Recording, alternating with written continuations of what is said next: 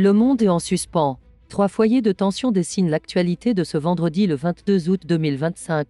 À l'Est, la Chine prépare un sommet diplomatique inédit, rassemblant plus de 20 chefs d'État. Au Moyen-Orient, Gaza s'enfonce dans la douleur, menacée d'une nouvelle offensive militaire. Et plus loin, en Iran, le dossier nucléaire menace de rouvrir une plaie déjà sanglante. 3 histoires, 3 fronts. Mais un seul fil conducteur, la fragilité du monde face aux ambitions, aux guerres et aux calculs politiques. Tianjin, fin août. Sous les projecteurs, Xi Jinping se prépare à recevoir plus de 20 dirigeants, parmi lesquels Vladimir Poutine et Antonio Guterres.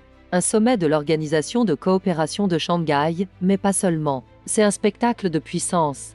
Derrière les discours sur la coopération régionale, la lutte contre le terrorisme et les énergies renouvelables, Pékin veut montrer ses muscles. Dans quelques jours, un grand défilé militaire traversera Pékin, chars rutilants, missiles dernier cri, drones en essaim. Autant de signaux envoyés à Washington et à l'Occident. Et puis, la fameuse Tianjin Déclaration. Un texte qui pourrait devenir la nouvelle feuille de route géopolitique de l'Asie. Sécurité, numérique, énergie, tout est en jeu. La Chine ne veut plus être un acteur régional. Elle veut être le chef d'orchestre d'un monde multipolaire. Mais ce rapprochement se fait dans un contexte explosif, guerre en Ukraine, tensions maritimes en mer de Chine, crise à Gaza et bras de fer nucléaire avec l'Iran. Tout converge vers Tianjin. À des milliers de kilomètres, Gaza vit ses heures les plus sombres. Le Guardian s'interroge: Israël prépare-t-il une offensive majeure sur Gaza City? Ou s'agit-il d'un simple coup de pression politique? Mais sur le terrain, les chiffres parlent d'eux-mêmes, 83% des victimes sont des civils. Milliers de familles déplacées sans abri, sans nourriture, sans eau.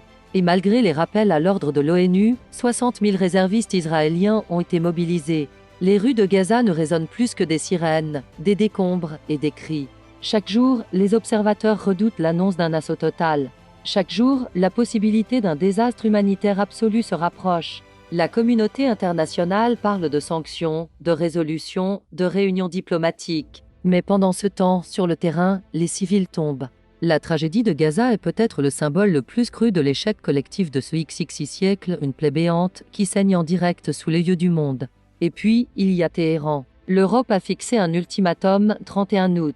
Si l'Iran ne désamorce pas la crise, de nouvelles sanctions tomberont via l'ONU. Depuis l'effondrement de l'accord nucléaire en 2018, la région vit au rythme des menaces et des frappes. Et l'histoire récente l'a confirmé, en juin 2025, un affrontement militaire entre Israël et l'Iran a ravivé la peur d'une guerre totale. Aujourd'hui, le monde oscille entre 2 scénarios, une négociation d'urgence pour ramener Téhéran à la table des discussions, ou une escalade incontrôlable qui pourrait plonger le Moyen-Orient dans un nouveau cycle de chaos. Dans les couloirs des chancelleries, on parle de diplomatie. Mais sur le terrain, les bases militaires s'arment, les sous-marins se déplacent et les satellites surveillent chaque mouvement. Le compte à rebours a commencé. Tianjin, Gaza, Téhéran. 3 noms, 3 crises, 3 miroirs d'un monde au bord du basculement. D'un côté, la Chine avance ses pions pour devenir la puissance centrale. De l'autre, Gaza s'effondre sous les bombes et la faim. Et l'Iran, enfin, joue son avenir nucléaire entre diplomatie et confrontation. Le monde retient son souffle. Et la question demeure, sommes-nous encore capables d'éviter le pire? Ou avons-nous déjà franchi le point de non-retour?